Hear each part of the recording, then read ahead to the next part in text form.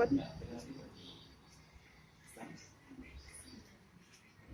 Untuk melatih keseimbangan kanan dan kiri, nih, contohnya latihan seperti ini.